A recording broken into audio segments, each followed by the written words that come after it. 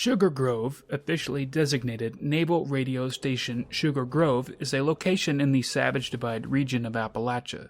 The facility housed Sugar Grove Signal Intelligence and was billed as simply just another installation supporting the war effort. However, beneath the veneer of legitimacy, the concrete walls of the installation concealed one of the most important intelligence facilities in the United States, a black site focusing on homeland security using any means necessary. As a government surveillance facility, Sugar Grove, among other projects, monitored the miners of Appalachia for seditious sentiments, such as calling for unionization and anti-automation, complex investigations of money trails for Chinese connections, and as the situation in Appalachia escalated following the increase in automation and Free State succession, investigating strikers for communist connections and keeping tabs on the secessionists. All connected intelligence was documented and deposited in the facility's vast archival system. Sugar Grove, however, also played a role in suppressing dissent and opposition, going beyond just watching. In one instance, Edgar Ayerson, a random Appalachian, attracted attention for his Union attendance in March 2075. A surveillance warrant was issued on August 13th, with an arrest warrant following just 2 days after New Year's. Within 3 months, Ayerson was dead, with his children, Martin and Olivia, adopted within a month. He was also hardly the only American to meet this fate. The facility was also experimenting extensively with a variety of surveillance technologies through the Advanced Research Projects Division, many of which were ethically challenged. Perhaps the most notorious of these projects was the Somnus Initiative. The initiative used hypnosis and drugs to turn willing folks into sleeper agents used by the Navy.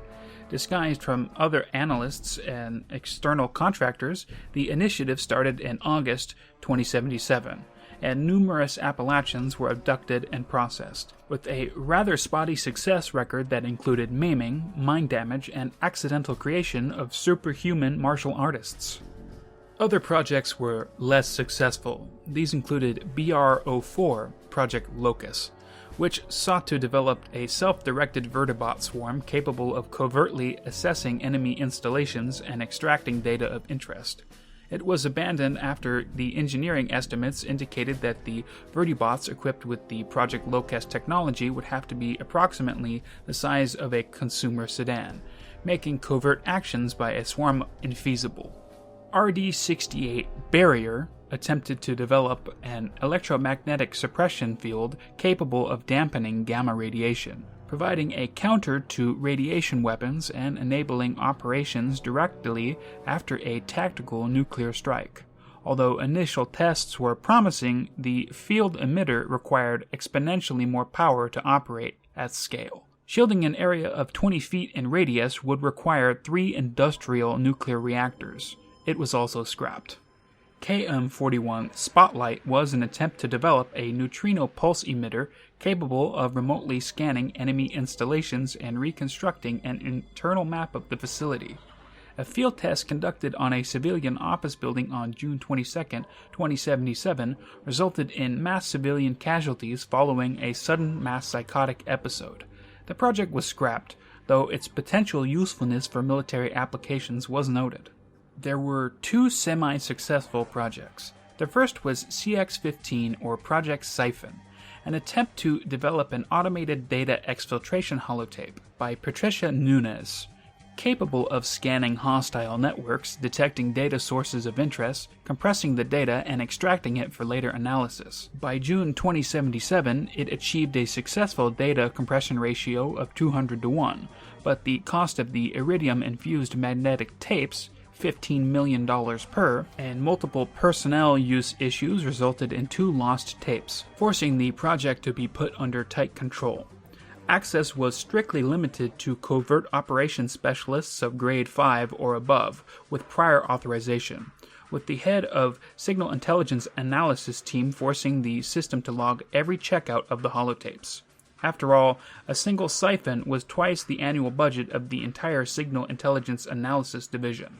However, while siphoned resources, it was dwarfed by Kyle Lockhart's EX-72 Pulsar, an attempt to develop tactical electromagnetic pulse weapons for use of disabling or destroying electronic security systems of any kind in the field. Although the project called for extensive testing and analysis, progress was slow. A test cycle required the analysts to fire the weapon, break down the robot, analyze the damage, reset and then recalibrate, and then repeat the process again. Even with a fabricator on site, they could only perform 4 tests on a good day. October 4th, 2077 represented that peak capacity. As a talented engineer, Lockhart soon managed to create a workaround.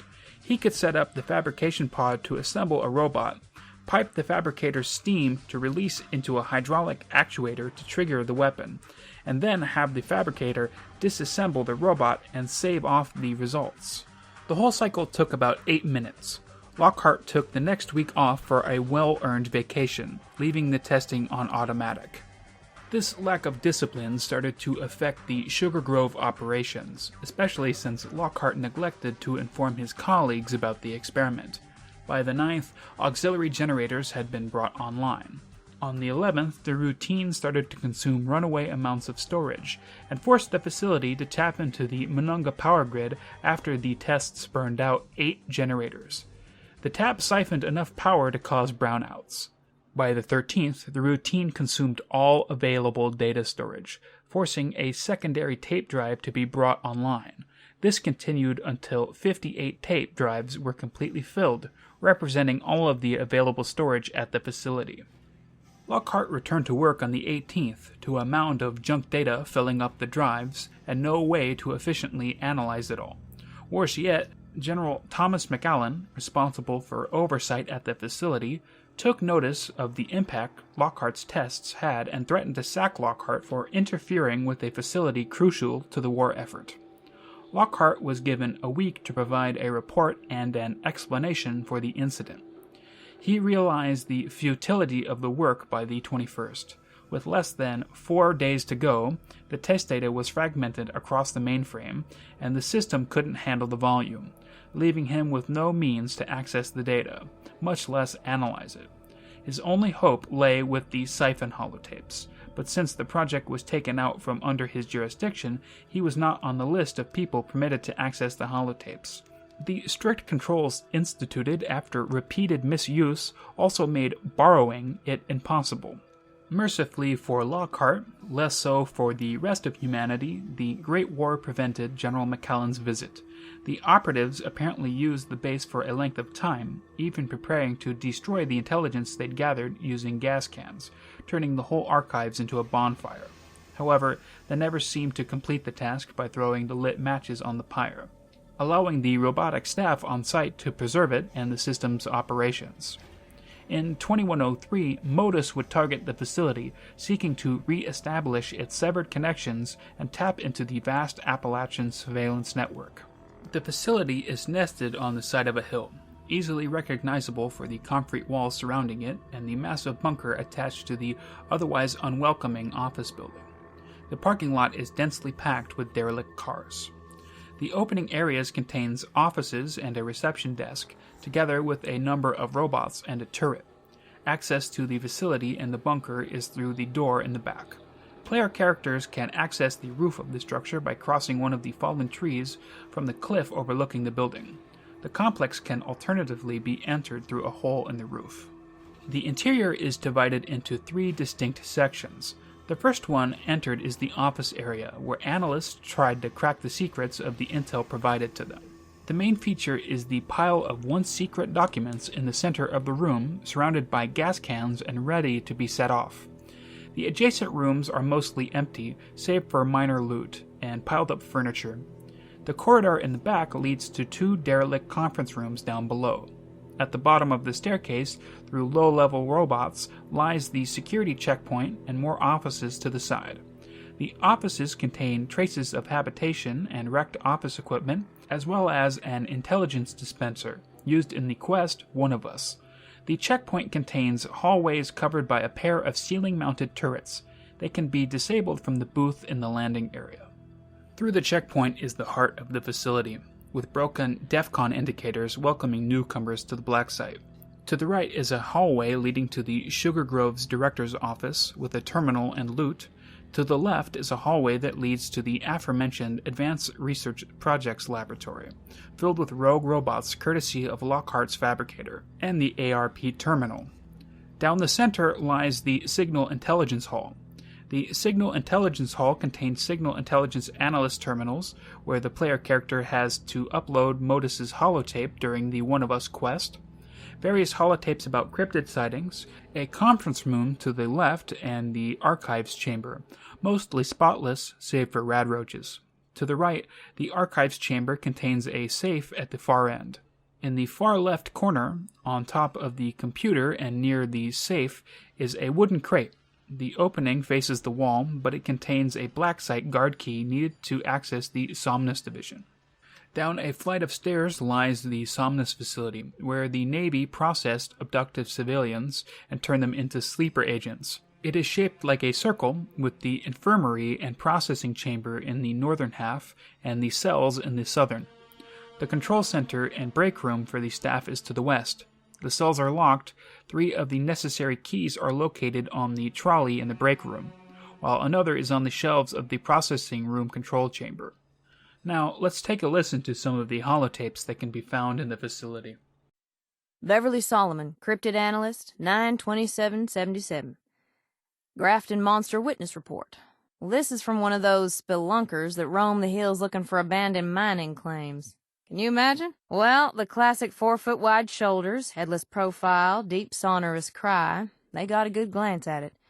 The witness didn't know what it was, but the description is very clear. It came out when she started playing mouth harp, apparently.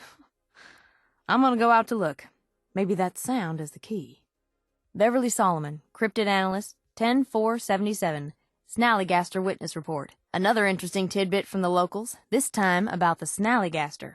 This one's for you, Teddy. Alright, so the witness overheard a loud, shrieking sound and was rushed by a dark shape in the woods. It was, leaping at them, or maybe flying. They took shelter in an old German settler's barn, and it couldn't get at them, which is what really interested me. It screamed and hollered outside all night until dawn, but they knew the 7-pointed star on the wall outside would keep them safe. Yikes. Guess I know what my next tattoo's gonna be. Beverly Solomon, Cryptid Analyst, 10/25/77. Wendigo Witness Report. Ooh, this is a spooky tale. Okay, so this is my own personal sighting. I was up at the ski lodge this past week, enjoying some well-deserved R&R. I guess I can never really be off the clock, though, because I happened to see something hunched on the slopes ahead of me. I thought it was some old coat, you know? I was moving pretty fast, so I was just trying to avoid it. Anyhow, it just unfurls as I get close. Must have been 10 feet tall, but just all skin and bones like a dead dog. It had a deer's skull cracked open in its hands from the fresh kill it was eating. And as I go by, I get this powerful cold feeling through my bones. I thought to myself, Bev, you really lucked out getting that tattoo before coming out here on this trip. I can't imagine what kind of things I want to see next.